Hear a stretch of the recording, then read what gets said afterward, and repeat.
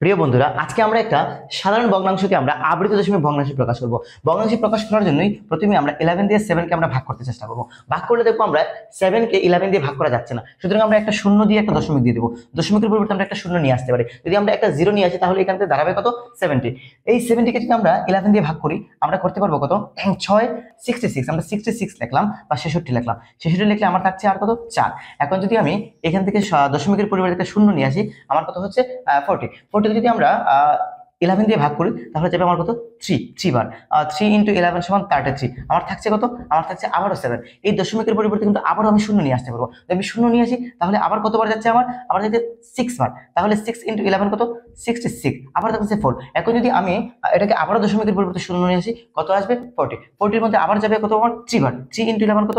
33। তাহলে আমার কাছে আমার কত? 7 থাকছে।